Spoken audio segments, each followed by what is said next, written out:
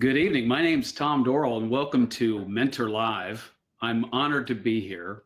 And some really good news. This is our 80th MentorLIVE, and I'd just like to take a few moments to just say thanks for all of your support, supporting NAFI throughout this. We're going to have a great speaker tonight, Bob Mader, Chair Emeritus for NAFI. And I'd also like to thank all the folks behind the scenes to make MentorLIVE possible tonight. Like I said, my name's Tom Dorrell. I'm a board member. I'm a Gold Seal CFI. And we're going to have a great conversation tonight with Bob Mader and some really interesting conversations. Tonight, Bob's going to talk about do no harm and the moral imperative of flight instruction.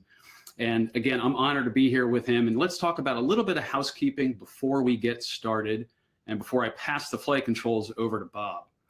And again, NAFI is a wonderful organization. I'm happy to be a part of. The important thing is you don't even have to be a member to watch this, but more importantly, you don't have to be a CFI to join NAFI. So I encourage you to take a look at some of our resources, some of our content, and really dive in and take your education and your flight instruction to the next level.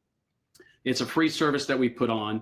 And don't forget, after the program, there's a short quiz for some wings credits. So you want to make sure you stick around for that and get that. And again, we're looking for some great conversation as we walk through this program. And again, it's my honor to talk with Bob, our Chair Emeritus for NAFI, who's been just a wonderful mentor of mine as I've been on the board, but also just fantastic throughout the flight instruction and flight instructor community. And as I kind of walk through his bio on the next page that you see in front of here, he's been teaching for well over 2 decades. He's got 6,000 plus hours of dual instruction given both in single and multi-engine. He's a fast team representative. He's a long-term NAFI volunteer. He's been the chair of our organization, and now he's the chair emeritus. And the wonderful thing about Bob is he's got so much experience, not only in aviation, but also in other industries. And it's my honor to have Bob on this program tonight and partner with him and have a wonderful discussion. So Bob, over to you, and you have the flight controls. Well, thank you. I've got the controls, and I appreciate it. And I'm very flattered by what you said, Tom. The funny thing is mentorship works both ways, because you brought a lot of experience to the organization, particularly your military experience and your military training, and you've taught me a lot. So it works. That's the whole idea here. You know, is we learn from each other, we trade ideas, and we get to be better. And I'm going to go to the next slide here because I get embarrassed looking at my own bio. So let me get over to the next slide. Let's talk about this.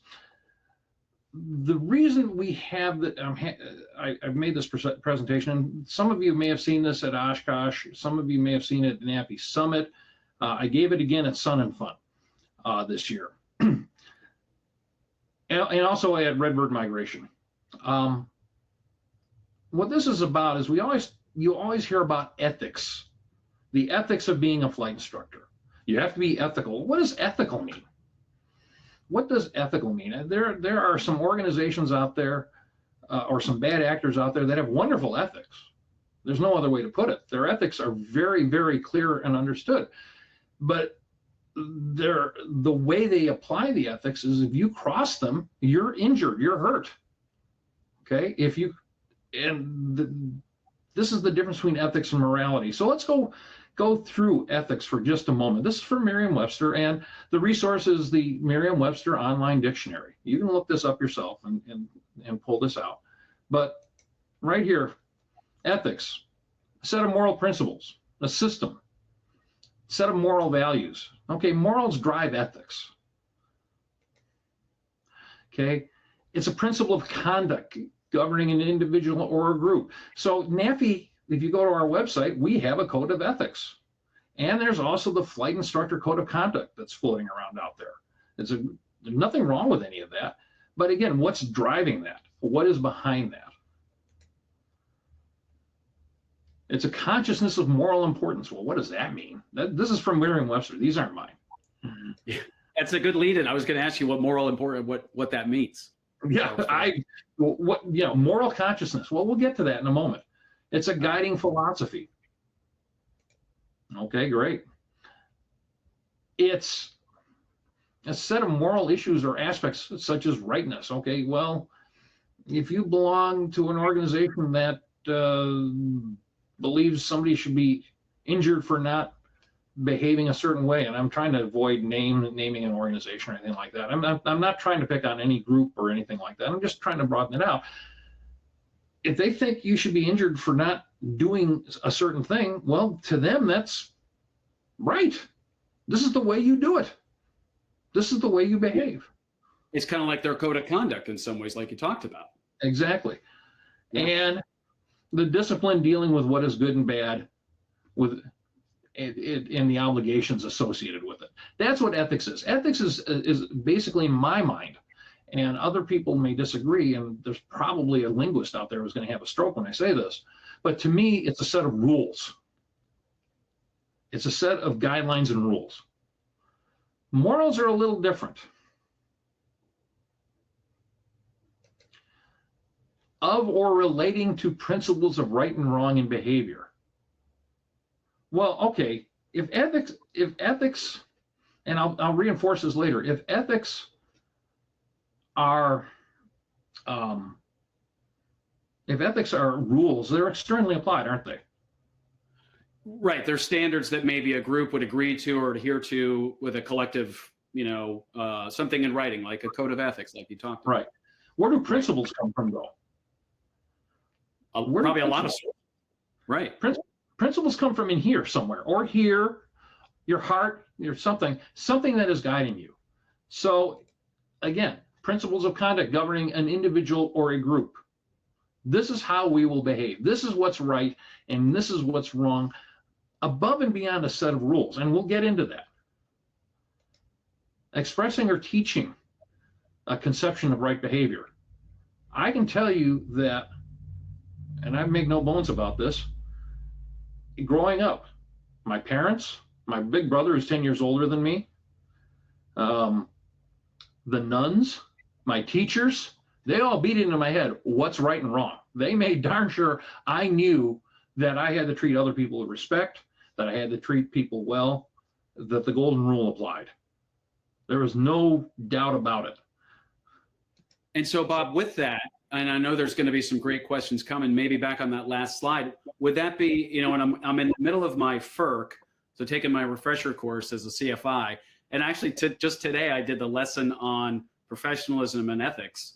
And I was wondering if that law, and then there's the laws that we talk about as instructor, would the law of primacy of teaching someone what right looks like the first time, would that apply here? Absolutely. Okay. Absolutely, because first taught is best taught, right? Exactly. We all know, the experienced instructors among us all know that the hardest thing to change is a bad habit, right? Something that was learned and it's ingrained. I mean, that's the deepest groove in the vinyl, so to speak. For those of you who remember what vinyl records are, but it's the deepest groove in our brain, okay? It is really ingrained. It is really hard to change that. And so treating people a certain way, behaving a certain way is hard. And learning these things from the get-go as an instructor is very, very critical in my not very humble opinion here. This is something that's near and dear to my heart. I will not be humble about this. This is important. And we need to know that, well, there'll be slides reinforcing what I'm about to say. I'm getting ahead of myself here. So, conforming to a standard of behavior, setting a standard for yourself, setting a standard for and helping your students, your learners, whatever term you want to use, your client, to set a standard that they can walk away with and say, I will not cross this line. I will behave this way. This is what I will do. I have the intestinal fortitude to say, we stop here. Whatever it is. And I'm going on the negative side. On the positive side, these are the right things to do. I will do a pre-flight before every flight, that kind of thing. Okay. And would this also, and you may get to it later on, would this also start to weave in with behavior that character or professionalism? Yes, absolutely. Absolutely. Because let's say I'll use a psychological term, your gestalt. I'm not a psychologist, but your gestalt is that, well, who cares, right? Well, that means you're not going to show up on time. You won't be prepared for a lesson. If you have if your whole attitude is, well, it's just flying, who cares? That's how you're going to treat your clients. That's how you're going to treat flying itself. That's how you're going to treat the safety aspects of this. Because this all comes back to what? Risk management. Yep. This all comes back to risk management and being safe and teaching people how to, well, there's a slide in here that will state exactly what I want to say. Okay. The moral adjective, it's sanctioned by or operative of one's conscience or own ethical judgment. Again, this is internal. This is what we're thinking about. And capable of right and wrong action. So and I know we'll get to some scenarios here in a little bit. Oh, absolutely. Absolutely. Great. Scenario, 22 years scenarios, 23 years scenarios, we got scenarios. Ethics versus morals. This comes from the Geek to Geek website. This is a great website. I really like this, the website. If you look over, as we go down these item by item, morals are the beliefs of the individual or group about what is right and wrong. Ethics are guiding principles. Okay. Morals can be general principles. Okay. Ethics are a response to a specific situation. Morals are social and cultural norms. Ethics are individual legal and professional norms. Morals, principles of right and wrong conduct. There's a difference here. You can disagree completely. You can have a set of ethics say, I disagree completely, but I got to do what they tell me is right. Or you can stand your ground and hold the principle, right? That's true. And there's multiple paths in aviation or flight instruction. Either it's, ground school or even in the air that would apply to this, right? Absolutely. Absolutely. For example, a flight school owner, he or she needs revenue. The plane's got to be flying to pay the note on the airplane. Okay. Well, you can go out there and pre-flight the airplane, and you start and you get one of these. Well, that looks about right. Yeah, we can fly it. It's okay. At what point do you say, no, it's not airworthy? I'll take a simple one. The registration got lost. Forget the safety issue with the airplane. The piece of paper just disappears. Who knows where the registration went? Some student took it out to show it to an examiner and it didn't get put back in, blah, blah, blah. Is the airplane airworthy at this point? No. But is it possible for a flight school owner to kind of go, well, it's just the registration, go fly the airplane, right? There's a lot of pressure there to do that. And the plane probably won't malfunction because of a missing piece of paper, but it's that slippery slope. Exactly. That's where we're coming from here. And what are you going to show a student? What have you just told a student in that situation? That this stuff doesn't matter? And where does it stop? And I bring this up down the road in our slides. So morals, they say, according to Geek, morals do not have an applicability in business. Ethics do. I'm here to say, I don't think I agree with that. I honestly don't agree with that one. Somebody just moved there. There we go. Yep. I don't buy that. Yeah, I don't buy, the mouse moved on me. I don't buy that one because if you don't have yes, I think they do, because if you do the wrong thing in this business, somebody's going to get hurt. Sooner or later, somebody is going to get hurt. So you have to stay the course and you have to live up to your principles. Okay. And we got our first question. I think this is a good setup for a question from Brian B. I'll just read it in the chat. So Brian B, thank you for your comment rather than question. Says, to me, ethics in aviation means distilling all of the regulations, operating procedures, and best practices, and then acting in a way that is right, in quotes, right under individual circumstances. So Bob, I'll toss that one to you. What can you add to that, or what can you compliment Brian's comment on? I think that's a very good comment, and as long as, in my opinion, as long as there's a moral the moral aspect of it, of knowing the consequences of going to the wrong side, going to the dark side, so to speak, has serious consequences and can lead to the slippery slope, as you put it. As long as you're aware of that, I agree wholeheartedly. There is a distillation, and the next slide will show this here in just a moment. So again, morals may differ from society to society. Ethics are generally uniform. Morals are expressed in the form of general rules and statements. Yes, it's broad brush. Okay, ethics are abstract, and freedom. And here's where it is. To Brian's comment, freedom to think and choose. No, ethics. Yeah, okay. There's wiggle room. So at some point, you've got to hit the bedrock of your morality. You have to decide for you, what is right and wrong, and what example are you setting, and what are you showing your students. So the next slide, right here, this is that intersection we're talking about. Ethics. Yeah, let's park here for a few minutes. I think this is great. This shows the confluence of those two topics you were just talking about. Yeah. And I'm going to give you credit, Tom. When I've done this presentation before, I didn't have this slide, and you found this one on the Geek to Geek website, and I had blown by it. I just didn't grab it. This is adapted from their website. This is a great slide. Yeah. So go ahead. You were going to make a comment. I stepped on you.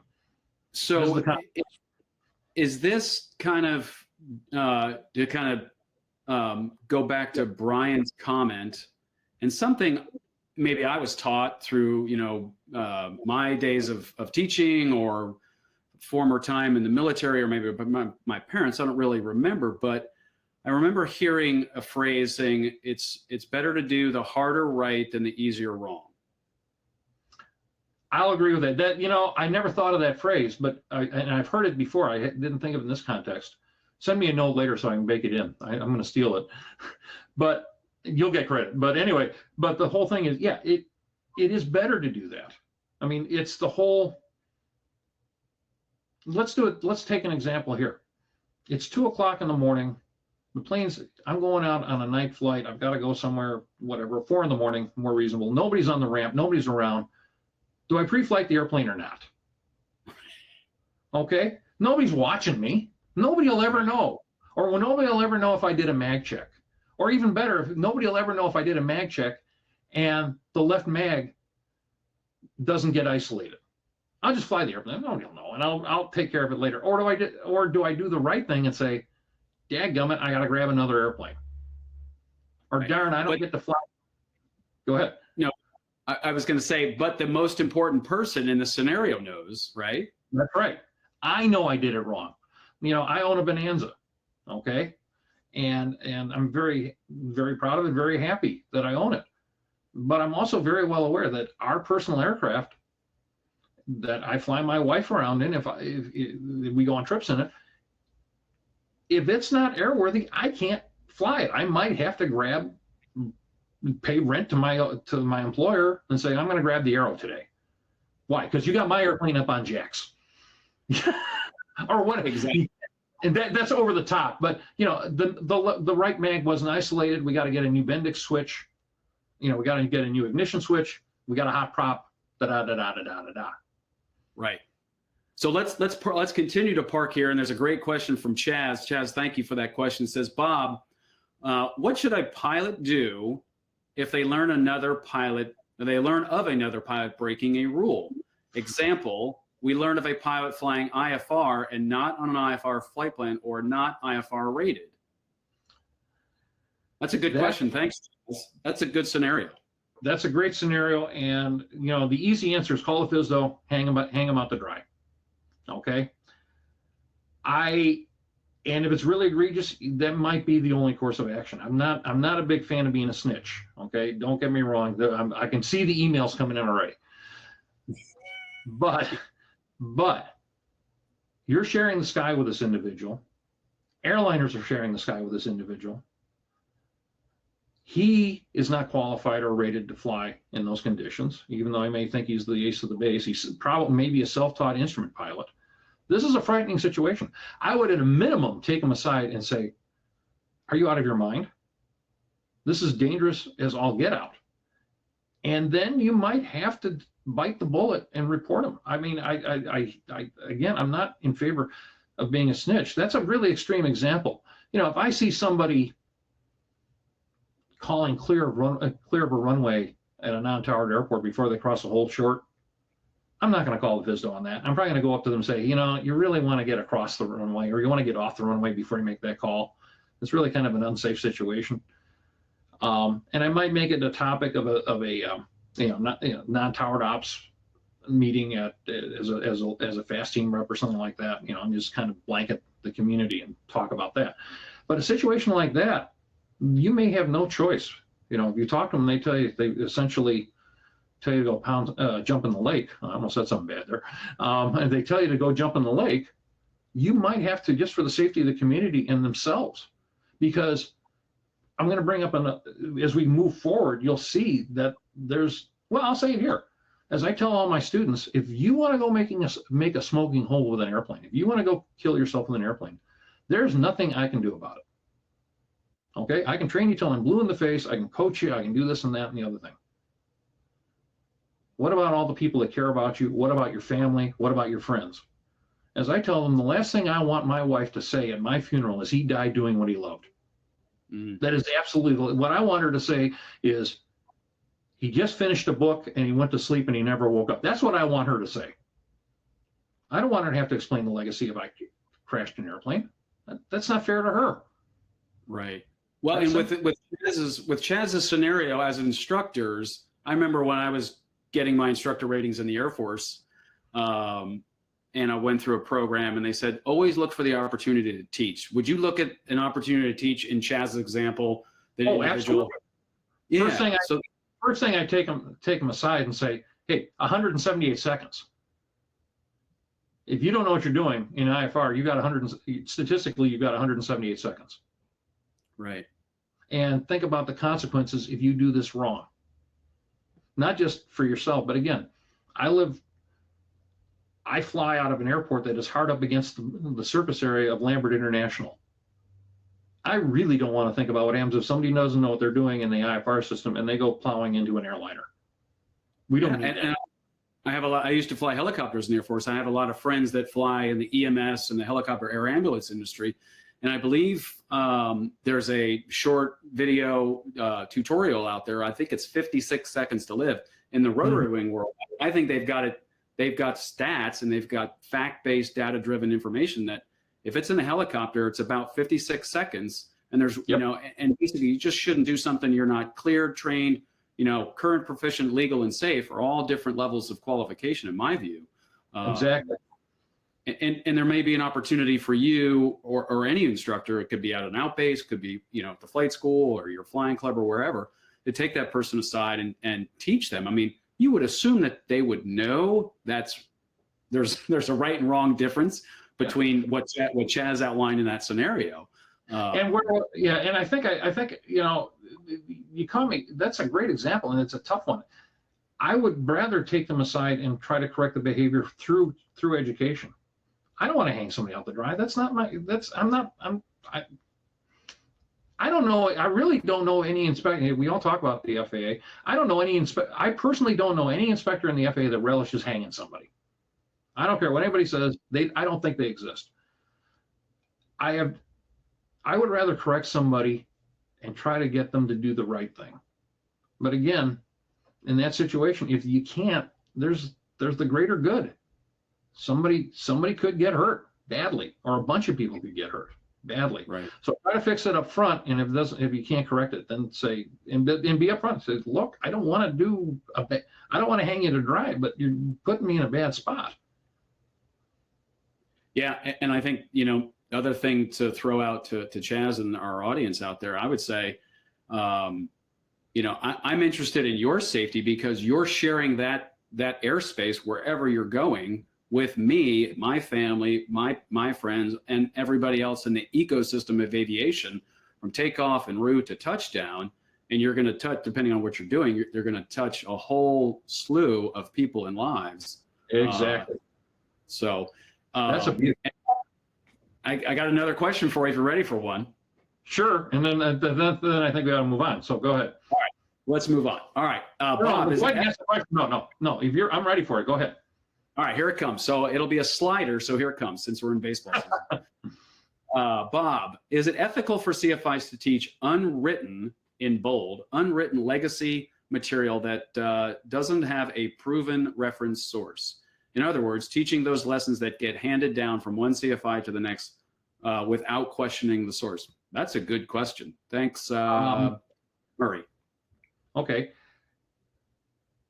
Pick and choose.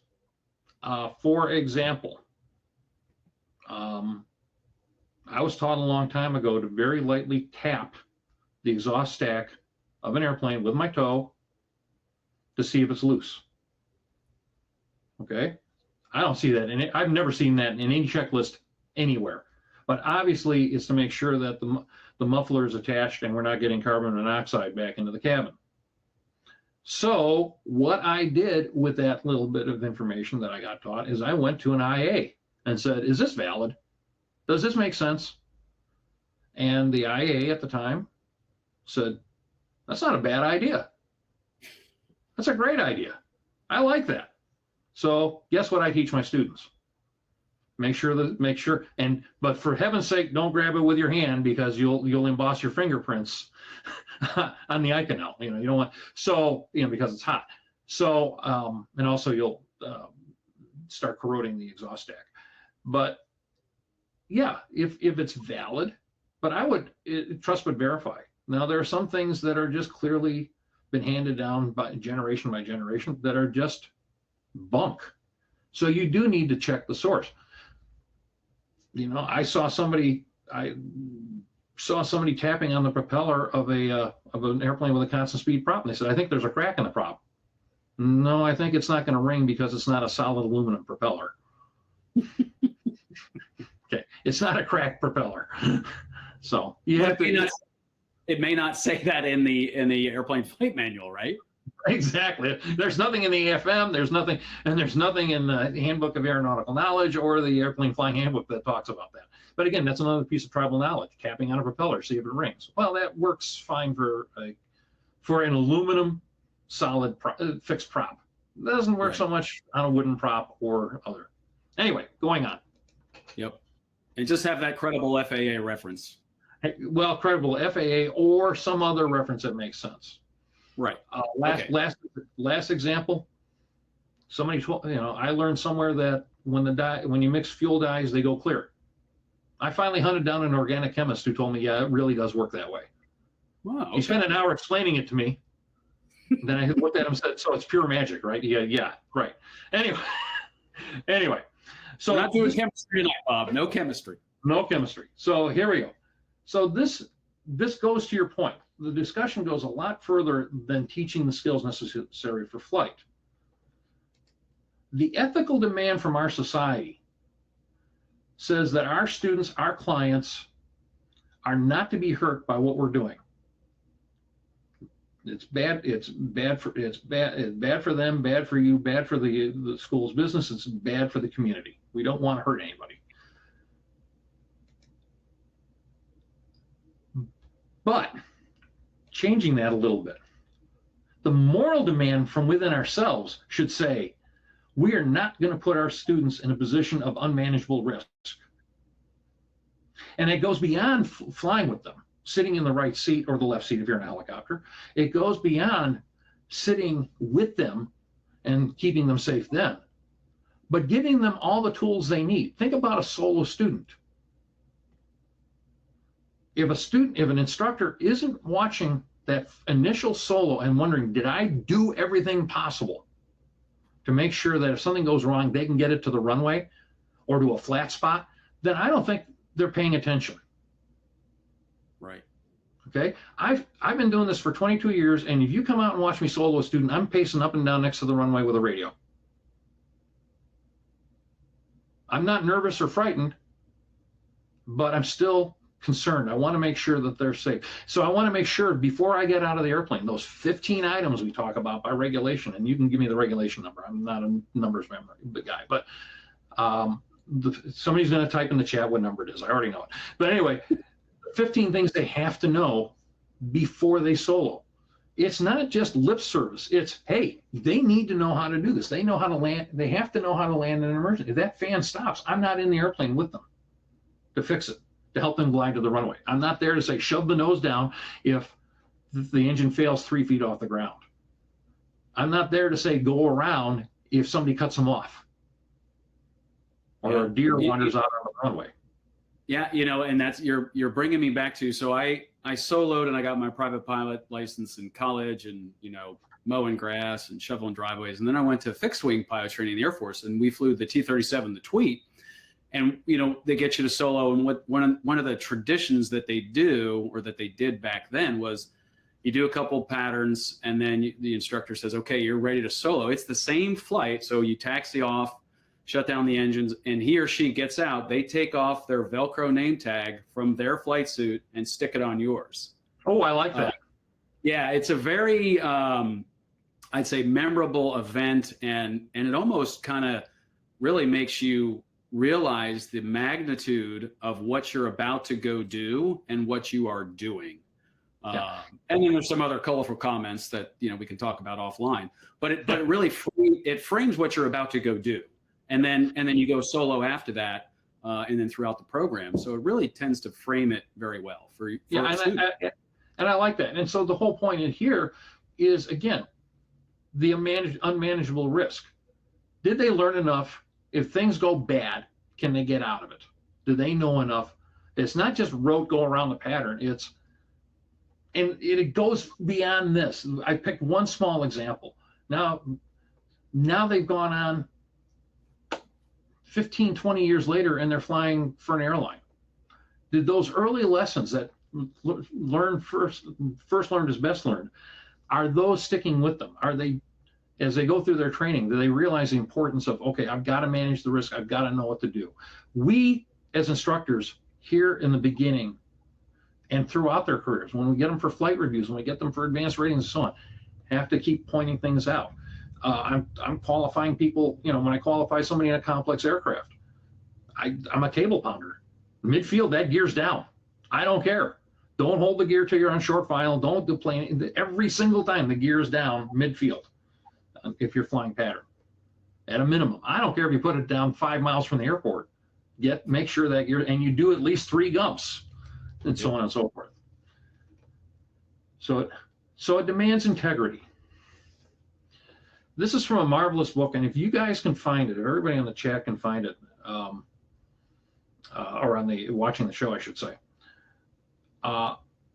There's a book called The Conversion of Chaplain Cohen, and it's about a young rabbi who is encouraged by his rabbinate, I believe that's the way you say it, to do his military service. And through a set of circumstances, he was supposed to go in the Army, but through a set of circumstances, he wound up in the Strategic Air Command in a KC-97 squadron in 1959. It's semi-autobiographical by Herbert Tarr. And he's a young man, he's in his 20s, and he was supposed to give a talk, or a sermon. He was going to give a sermon, and his commanding officer disagreed with the topic. And so the commanding officer said, this is not a sermon, it's a talk. Air Force can censor talks. They can't censor sermons. The military can't, right? They can qualify a talk, but the military can't tell a preacher what to say, or a rabbi or a preacher or a priest what to say in a sermon. And he thought about it, and he finally said to himself, in this scenario, if I compromise my principles now, what will I do when I'm 40? I read this when I was 12 years old. This book, wow, the first time. It was one of those adult books I stole from my parents. But anyway, it's a great book, and I don't think it's too terribly adult. But it was a good point, and this has stuck with me ever since I read it over 50 years ago. Now, I admit that I'm a very large gentleman who lives in a very small glass house and has a very large rock in his hand, okay? So I'm not perfect. by any stretch of the imagination. I'm not, I'm always asking myself, am I doing the right thing? But if you don't ask yourself that question, and if you don't try to do the right thing, and you just go blithely on with whatever you're doing, what are you accomplishing? It's Right. and it's kind of it's a litmus test. So that leads us to what you brought up earlier, the slippery slope. When does integrity begin to slip? And I'm sure somebody in the chat or you've got an example here, giving into external or internal pressures. For example, the weather's below your minimums. Yeah. Yeah, okay. Would you fly VFR in this weather? No, but we can do pattern work today. Right. Wait a minute, which is it, guys? Right. Assuming you've taken the deliberate time to think through your minimums and maybe even writing them down. Right. Exactly. Exactly. Or gee willikers, my personal minimums in the Bonanza IFR. I want, that thing comes out of the sky right now. I will not deliberately flight plan IFR less than 1,000 feet, less than 2 miles. That's simple. If it's that low, I'm not going. I don't have Cat 3 capability. I've only got one engine. I wanted some time to find something flat if something bad happens. So I won't, now if I'm en route and it goes below minimums, okay, that's just how those minimums, that's the deck that's been dealt, but I won't flight plane into that on purpose. But what if, well, yeah, but it's my sister, it's my wife talking, it's my sister's birthday. We got to go. Right. We planned dinner. Well, maybe we can do that another day. Or have John and Martha King talk about this. Bake some extra time in your schedule and don't commit to an absolute. Right. And So a friend of mine used to say it's the peril of the phrase "it's just" and then fill in the blank. It's just 1,001, Bob. There's no. The AirMet won't come out early, or it won't get extended, and there will be no ice in the cloud either. Yeah. So I'll turn it around. This is something I ask when I'm in a group of people. Why do the airlines have such a superb safety record? I'll ask you that. For a lot of reasons. They don't care if you make it to the meeting on time. There you go. They really don't. They have one job. Yeah. It's to get you safely from point A to point B. And if you're late, you're late. Yep. Too bad, so sad. We can't do anything about that line of thunderstorms. It's there. We're not going to launch into it. Another example, you don't use the PAVE checklist. Where and again, the E is the E stands for external pressures. Make sure that you're monitoring those. But we also have internal pressures. The airplane's not airworthy. Again, going back to my example, the airworthiness certificate is missing. The registration's gone. That one screw on the cowling is missing. Those 2 screws on the cowling are missing. The cowling is missing. That's probably an indication you shouldn't go fly. I'm gonna say that for the record. Yeah, but you see where we're going with this is, where does it stop? Well, and you got to realize you're on a slope and then it's slippery, and that brings us to another situation from Steve. Here's a question, here's a situation to discuss, and we're doing pretty good on time. So here's the situation. You had a plane taxi across the runway after you made your departure call and were lining up to take off. How would you decide if you should report this or not?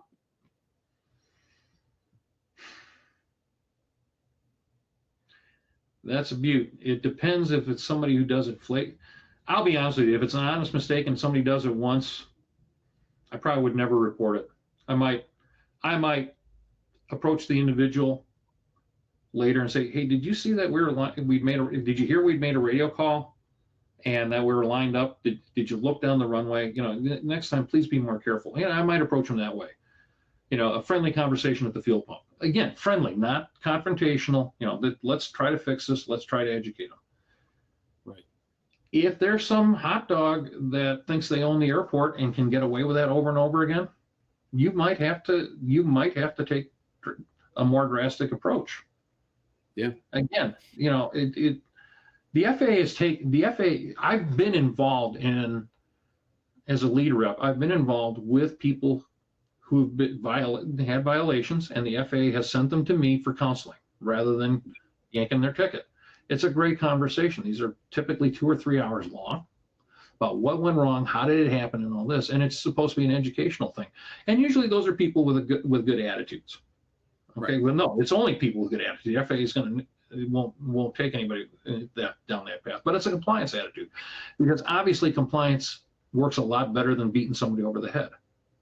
But if somebody's flagrant and just flouting the rules and cutting people off left and right, at some point you might have to be the bad guy, or somebody has to be, or you might go to somebody like myself, a lead rep, who will call a POI, you know, they're not POI, excuse me, they're fast team managers, say, hey, we got a situation. You might want to come out here one of these days and see this. Right. Yeah. Get their input, get their point of view. Right. Maybe start with an educational approach, and then see where that goes. And you know, 'cause we're all out there trying to make this, I call it the ecosystem of aviation, safer and better. And that's what NAFI does. Right. And at the same time, you might want to look inside yourself. Did I call and not look? Maybe they were already crossing the line. I made this call and wandered out on the runway myself. Maybe I did something wrong. Remember what I said about glass houses? Right. It's entirely possible that I'm making an instant call and then getting on the runway right away. I'm not saying that Steve did that or anything like that, but I would look at myself first. Okay, did I do something here? Did I precipitate something along these lines? Good point. Did I forget to make a radio call? Am I on the wrong frequency? Right. I've never made it. And getting their perspective from the other side of the discussion is a very valuable place to start. Right. I'm not perfect. I've never made one single mistake in an airplane ever, period. Never, not once. No. Me neither. We're perfect. Just ask us. Just ask us. So giving in to external or internal pressures when you or your student don't pass the I'm safe test. That's another example. Here's one. This is my favorite. You or your student are trying to rush results. The examiner is only available next Thursday. Yeah. Well, your stalls are starting to, you tried to spin the airplane a couple of times during a stall. You know, maybe we need to fix that before. No, we gotta go, we gotta hurry. Wait a minute. Or mom and dad are paying the bill. You see where I'm coming from. Yep. You know, this is not something that needs to be rushed. Again, as I tell my students, I'd rather see mahogany than veneer. Right. I want to see.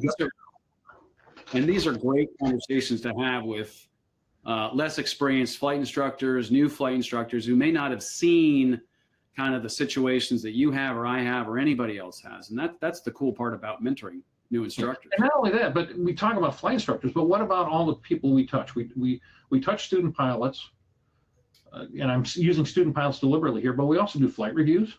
We do new ratings. We do aircraft checkouts.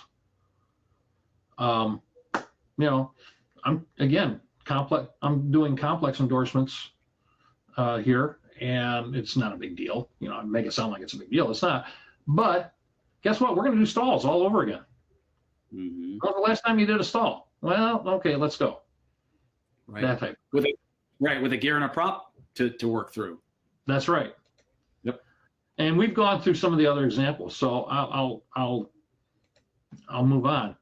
So remember, there are always internal and external pressures to go ahead and fly.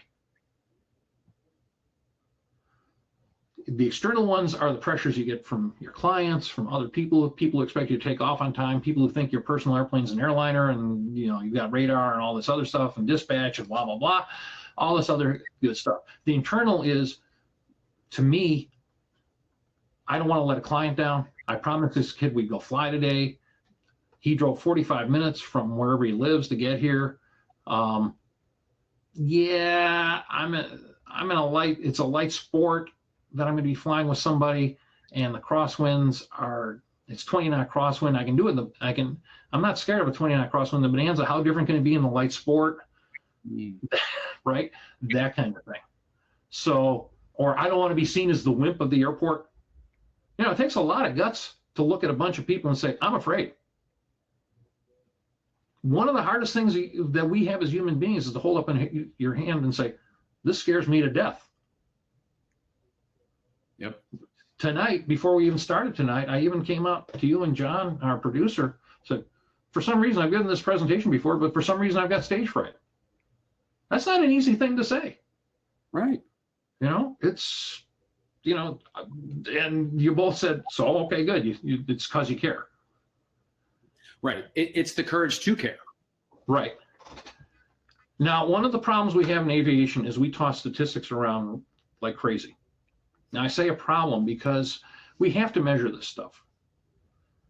This is the safest, the accident rate, the fatal accident rate and the overall accident rate have been trending down according to the NTSB for the last 10 years. We're down to 0.2 fatal accidents per 100,000 hours.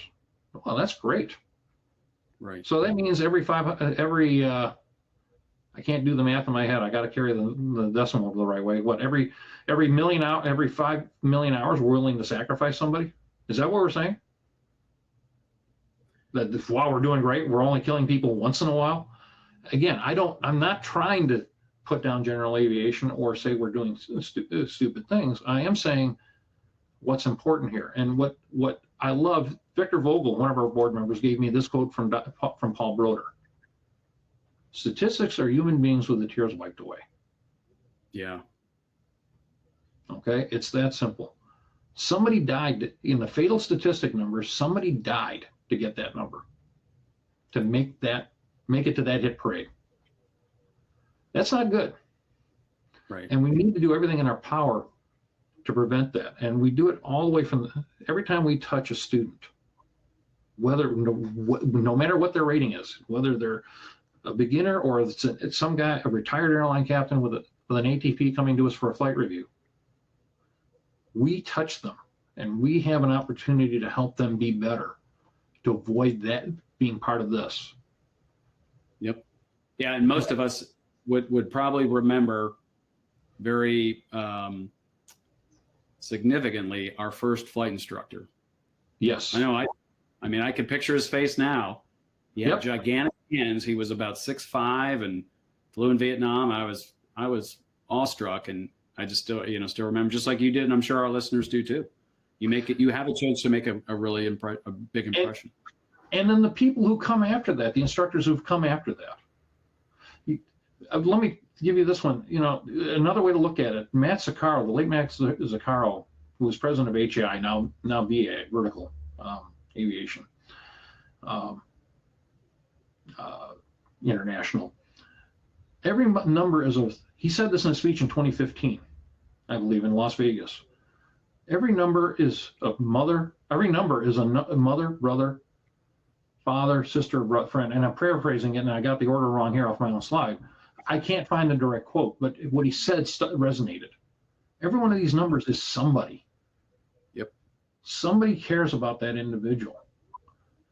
On the positive side, the influence that we have is, some of you may remember an article I wrote about a young Marine pilot who started with me and wound up flying the Osprey at Oshkosh demonstrator. I taught his dad, who elected not to go on into aviation, a physician in Omaha, and then he got his instrument rating with me, and then went on to the Marine Corps and wound up surprising me by being the Osprey demonstrator pilot. Well, I found out his niece, the young man's niece, the third generation here, because of the influence from her uncle and by inference me, wants to go on and become a pilot. That's awesome. She's 16 years old. I believe she's 18. She'll be at Oshkosh at the camp. No, 16, I believe. She'll be at the camp at Oshkosh. And Steve called me up, the grandfather and all this. Oh yeah, we'll be at Oshkosh. We want to see you and we want to talk to you and this and that, the other thing. I'm tickled pink. So our influence is profound. For good or for evil, our influence is profound in this business. And people, instructors have to understand and internalize that. Yep. Yeah. It's that noble responsibility. I like that. So I'll ask you, what 3 words are at the beginning of every endorsement? I think it says in 6165 hotel, I think it says, I certify that. There you go. Yes. I Nailed it. I certify that. Every properly written endorsement starts out with I certify that. To me, yes, it's a legal requirement. Wonderful. What that really says, let's take what I'll call a blind endorsement. A not blind endorsement, I'll give you 2 versions of this. And this is not FAA terminology, this is Bob Mader. Tribal knowledge, everybody. This is what I call it, okay? A not blind endorsement is one that somebody else has to look at, such as an examiner, okay? I certify that Joe Blow is ready for the practical test for whatever rating, whatever words are there, okay? A blind endorsement is, I certify that Joe Blow is qualified, whatever the proper phrasing is, to fly a complex aircraft or a high performance aircraft. That means I certify that the gear will be down every time, and they'll know what to do if the gear doesn't come down. Mm-hmm. That they won't tear the engine up by going to full power at 1,000 RPM on the prop, okay? That they won't destroy the airplane. That they know how to manage the systems in said aircraft.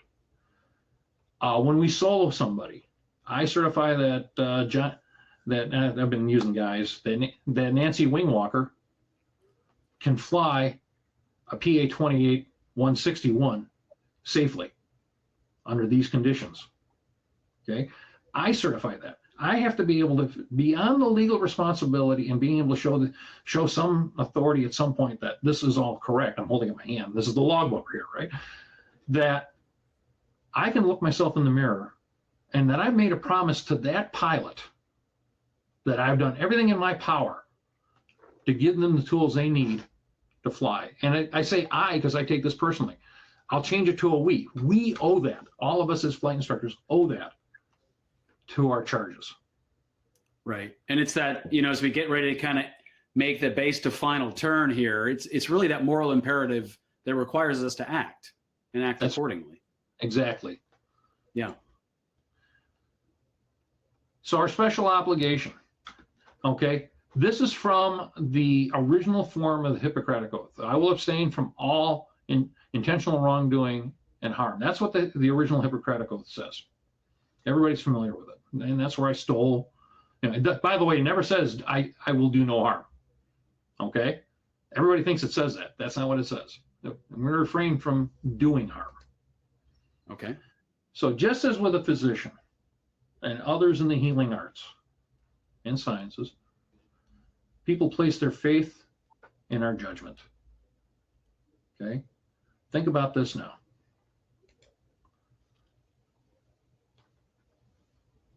We owe it to ourselves and others and all the thousands of people that we don't know that we touch to exercise our best judgment when we train people. My proudest moment recently is I have a friend who got his CFI from me 15, 18 years ago, and he came back. He now flies 747s. He was flying from Amsterdam to Incheon, and he sent me a text. He says, remember when you beat it into my head to make sure the G1000 was telling me the truth and that I really knew what was going on? And I texted him back, said, yeah, why? Well, I was south of the Black Sea near Crimea, and my display on my side of the airplane on the left side was saying turn left. My FOs was saying turn right. Uh-oh. Well, turning left would have taken him into Russia, over the Black Sea and into Russia. And what really resonated was not the little story about which display to believe and which system in the aircraft to believe. He did the right thing. What really resonated was he said, this went all the way back to when you taught me how to fly G1000s. How to look at these displays and make sure they're telling me what I need them to tell me. Not what I want to see, but what I need to know. Yep. That felt really, really good. I got to be honest with you. Yeah. Well, it's that voice in the back of your head, and I know you're kind of I know you have some discussions on that as we go forward here, right? Mm-hmm. Exactly. So our special obligations continue. Never let anyone, including ourselves, pressure us into making a bad decision. If it doesn't feel right, it's not right. There's something going on. Your subconscious is screaming bloody murder. There's something going on. And this is what you're talking about, because you've obviously seen the slides in rehearsal. If we hear these voices, it's not a sign of schizophrenia or some odd problem. There is something internal telling us there is a problem. We have to listen to them and understand them and try to not mitigate, that's the wrong word, but try to resolve what's going on. Whether it's taking action, for example, if you're flying along at night and you're looking at those fuel gauges and wondering what the price of gas is at that airport down there, maybe it's time to land. Or maybe, or maybe if all of a sudden the airplane feels like it's getting bounced around a lot, and you look ahead and see, oh, there's a line of cumulus in front of me, maybe it's time to divert. Or it's something where you can say, no, I can resolve this rationally. It's not a problem. It's, for example, the automatic rough when you fly over open water. Okay, the feeling that, oh my God, goodness, we're gonna have to ditch in the next 3 seconds. And you say, no, nothing's wrong. It's me. I'm not used to flying from Fort Pierce to the Bahamas or something like that. Right. Good analogies. Our other special obligation is we have to learn the lessons from those who've gone before us. There's the old joke in aviation. We will never live long enough to make all the mistakes ourselves. Whose picture is on the back of your certificate, Tom? Yeah, it's the brothers. It's the brothers. It's Orville and Wilbur. Okay, the Wright brothers. We go directly, and by the way, if you look very carefully at the frame of the Wright Flyer, there's a speech about safety. That's really a speech about safety from former head of the NTSB. I can't think, Marion Blakely. If you look at it under a microscope. But anyway, the whole point is we draw a direct line back to the Wright brothers. There's an examiner here in the St. Louis area who passed away several years ago who was old enough to have known the Wright brothers. I'm one handshake away from the Wright brothers. Wow. I forget which one passed away later, but the one who lived longer. The point is, we owe it to all those people that have gone before us and taught us these lessons, sometimes harsh ones, to learn those lessons, apply them, and pass them on to the people we care about. And I hope we care about each and every one of our students. I've made more friends than I care to admit. I have no idea how many friends I've made. I know I've touched a lot of people, and I'm very blessed to do that. So what I want you to take to heart, what I want everybody here to take to heart tonight, aviation in itself is not dangerous, inherently dangerous. But to an even greater degree than the sea, it's terribly unforgiving of any carelessness, incapacity, or neglect. Flying along straight and level is easy. I can teach a 6-year-old kid to hold the yoke still. Okay? Very simple. My wife is a great autopilot. I'll hand her the controls while I'm folding a chart. She's really good at holding the airplane. But she admits it herself. She doesn't know how to fly. She doesn't want to learn how to fly. It's not her bag. She trusts me to do the right thing at all times to keep her safe. And that's what this is about. And this is the lesson we have to pass on to our charges. Absolutely. And finally, remember this, all of you, especially you new flight instructors who are watching this, and you students who are watching this, you learners, whatever the word the FAA wants me to use these days. Remember, oops, the mouse got away from me. There we go. Your students will fly exactly the way you do. If you're not proud of the way you fly, if you're being sloppy, if you don't care, take a good hard look at yourself first. Make sure you fix it. If you think your students are flying poorly, look at how you taught them. Make sure your actions have set the right example. So that's my take on it, and I hope people enjoyed this, or if they have violent disagreements, I can't help that either. But anyway, I hope they enjoyed it. Are there any questions from the gallery there? No, there's no other questions, but I think this slide is a great way to end it. And really the student is a great mirror back to the instructor, both in the ground, in the classroom, in the air. And then that story that you shared about that one student who was over south of the Black Sea, he heard that voice of you teaching him G1000 however many years ago. So that stuck with him. Yes, it did. And that just reminds us, and there's thousands of stories out there like that, and I've got the controls back, so thanks. But you're right, those students will fly exactly the way we do. So we have such an opportunity to make a lasting first impression, and then continuing education through mentorship and other things. And NAFI is a great partner in all that. And Bob, I just wanted to personally say thanks. I had a great time as we get ready to wrap up, and your discussion on do no harm and moral imperative flight instruction. It's an important topic to think about, to talk about, and to really resonate with all of our flight instructors, no matter what level they are. So I appreciate your time and really putting some deep passionate thought to this. I know you're very passionate about this subject. And as we get ready to thank you very much. I'm a table pounder, and thank you very much, Tom. There you go. And folks, just a few reminders, a couple housekeeping items as we get ready to kind of put the plane on the ground here and land it. Our next MentorLIVE is June 19th. This one's going to be awesome. It's going to be how to coexist with weather with Jeff Arnold from Leidos Flight Service.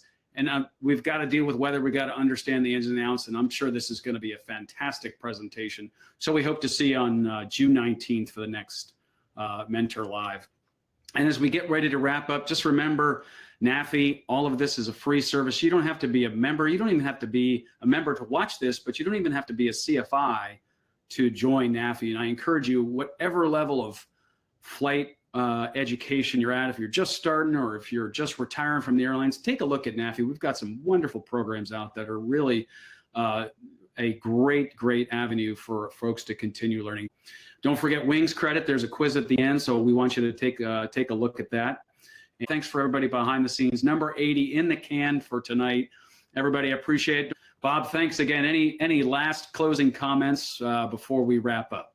No, I really appreciate it. And Tom, you made this. I will give you a compliment. This is actually designed to be a group discussion, and you did a great job being the Greek course. So thank you very much. Thanks, Bob. All right, everybody, have a wonderful night and have a great weekend.